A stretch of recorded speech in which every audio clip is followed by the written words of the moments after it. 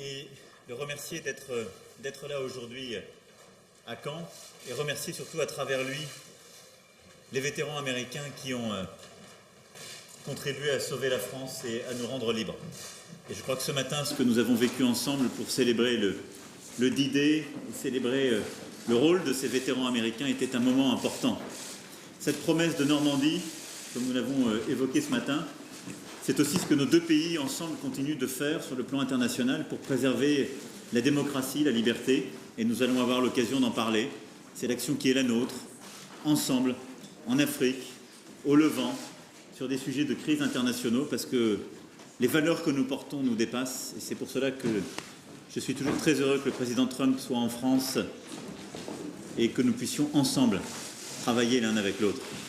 I will say a few words in English and I will repeat exactly what I said. I wanted first to thank you, dear President Trump, for your presence here in this place, and thanks to your country, your nation, and your veterans. This morning, we paid this tribute to their courage, and I think it was a great moment to celebrate these people. And I think your presence here to celebrate them and their presence is for me the best evidence of this unbreakable links between our two nations, from the very beginning of the American nation and all over the different centenaries. I think this message they convey to us, and our main tribute, is precisely to protect freedom and democracy everywhere, and this is why I'm always extremely happy to discuss with you in Washington, in Paris, or everywhere. I can count 2 days, because we work very closely together. Our soldiers work very closely together in Sahel, in Iraq, and Syria. Each time freedom and democracy is at stake, we work closely together, and we will follow up. So thanks for this friendship.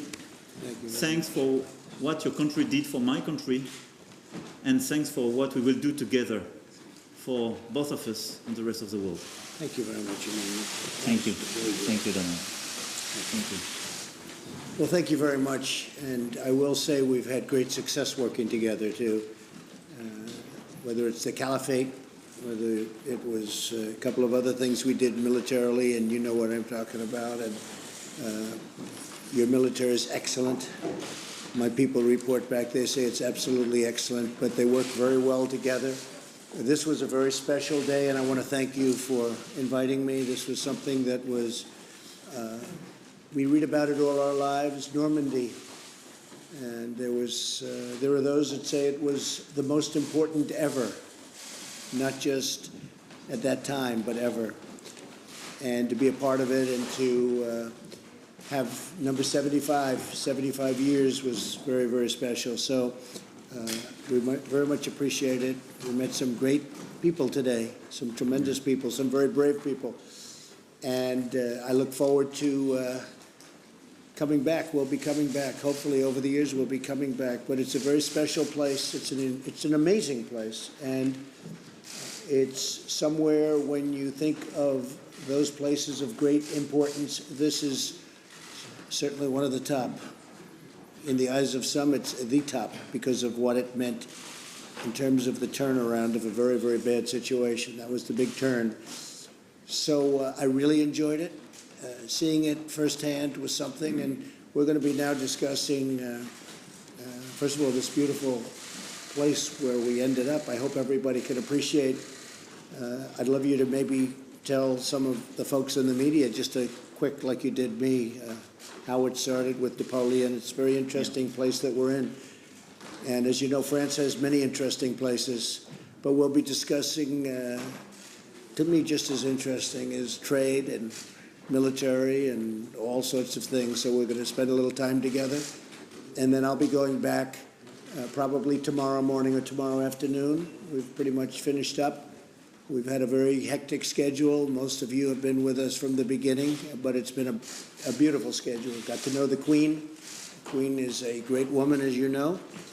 And we had a very, very good talk with the United Kingdom and a lot of good talks on trade. And you know what's going on over there. It's a complex subject because of Brexit. Nobody knows where it ends up, but I know it's going to end up very well.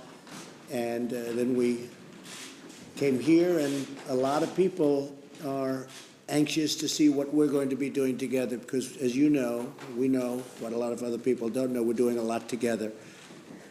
And the relationship between you and I and also France and the United States has been outstanding. I don't think it's ever been maybe as good. It's been good sometimes and sometimes it hasn't been, but right now it's outstanding. So the relationship that we've had together has been really terrific, and I appreciate it very much. Thank you, Mr. President. Thank you. Thank you. Thank you. Monsieur Macron, we're talking about in the cemetery. You both animated at one point, then you turned away from us. Yeah, we were talking about the depth and the number of people killed. You know, we had they call them the guides, and they were guiding us. They were telling us what happened and when. And they talked about the first wave came in, and 92% of the people in the first wave were killed. And then the second wave came in, and it was 80% were killed. And then third wave and fourth wave. And then I guess they said the sixth wave, they broke through. It's like a dam. They broke through, and it was so incredible and so fascinating. And then you talk about bravery. But when you think 92% of the people were killed in the first wave, so it kept going down, down, down, and then they break through. And it's a lot of courage and a lot of heartbreak, but an incredible victory. It's one of the most important victories, wouldn't you say? So you might want to respond to that. No, I mean, you're perfectly right. We had a lot of discussions, and indeed, and all these events were described.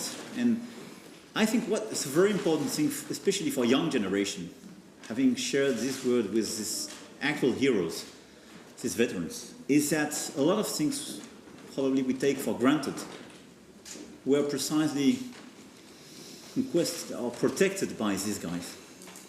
And a lot of these veterans, and I think you told it during your speech, came back for the very first time after the war.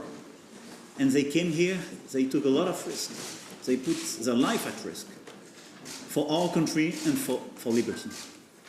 And I think for young generation in the US and in France, it's extremely important to see these veterans as actual heroes, are those precisely thanks to all these maneuvers and these actions allowed our country to be free. In 2004, George W. Bush said here in Normandy, we would do it again for our friends. Would you say that too? Yeah, sure, I would.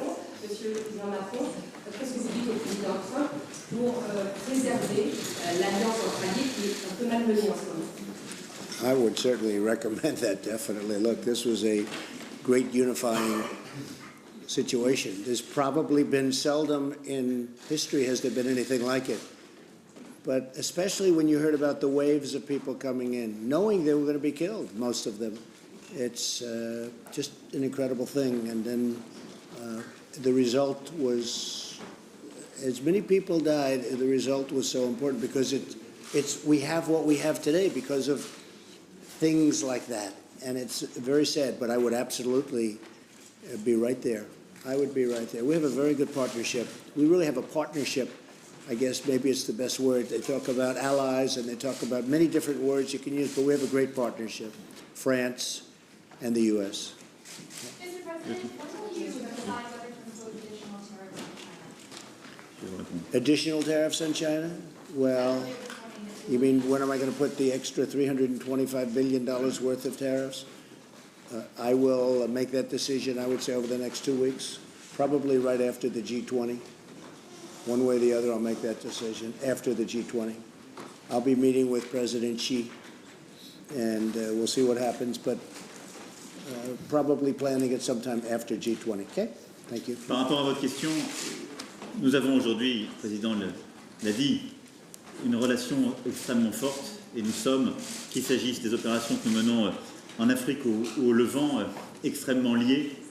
Et nos soldats, ce qui est, je dirais, le risque principal que nous prenons ensemble, travaillent main dans la main sur tous ces théâtres d'opération. Nous allons aujourd'hui évoquer beaucoup de sujets de tensions internationales, évidemment l'Iran, le Moyen-Orient et d'autres sujets.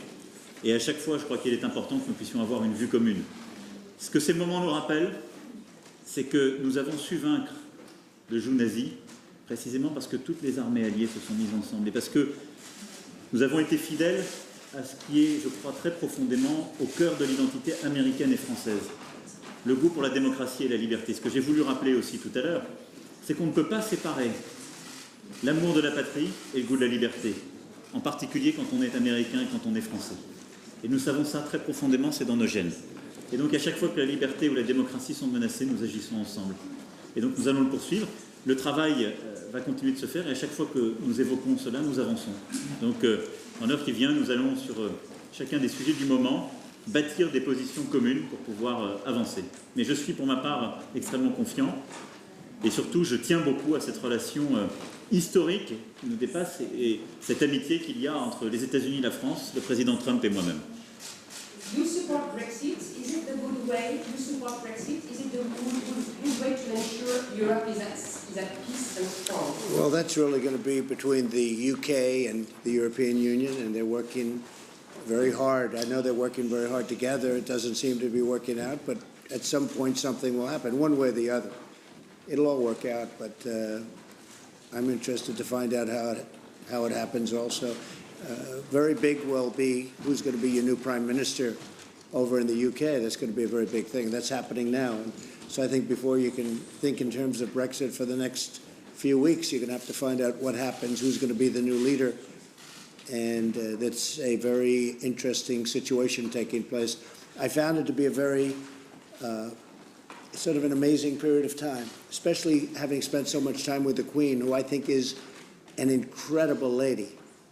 But I spent so much time and, you know, there's a lot of question marks as to who's going to be leading. And so it was very interesting talking to her, being with her for so many hours, actually, for so many, I feel I know her so well, and she certainly knows me very well right now. But we have a very good relationship also with the United Kingdom. But it'll all work out. Mr. President, two leaders have had differences over Iran in the past. Do those differences remain, and what are you talking about today? Well, I don't think we have differences over Iran. I don't think that the president wants to see nuclear weapons, and neither do I, and that's what it's all about. He doesn't want to see them having nuclear weapons, and I don't want to see them having nuclear weapons, and they won't have nuclear weapons. With that being said, you know, let's see what happens with Iran. But when I became president, it's hard to believe, 2.5 years ago, now more, Iran was a true state of terror. They still are, but they were undisputed champions of terror, and that's a bad thing. And we had 14 different locations where they were fighting, causing between Yemen and Syria, but many other locations and many other battle sites. And it was all about Iran. They were behind every one of them. They're not doing that anymore. They're doing very poorly as a nation. They're failing as a nation, and I don't want them to fail as a nation. We can turn that around very quickly. But the sanctions have been extraordinary, how powerful they've been, and other things. I understand they want to talk, and if they want to talk, that's fine.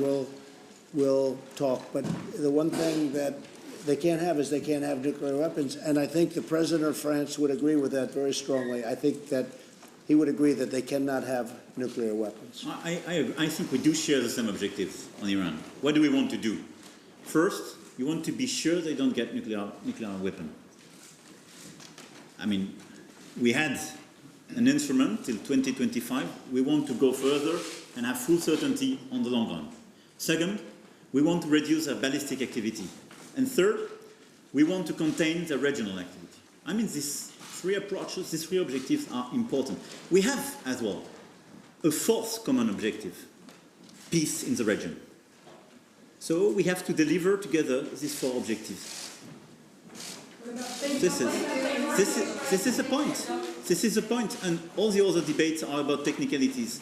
In order to build that, you need to start a negotiation, and I think the words pronounced by President Trump this last day are very important. We need to open a new negotiation in order to build and to get these four objectives. Thank you. Thank you, everybody. Thank you. Thank you. Thank you very much. Thank you.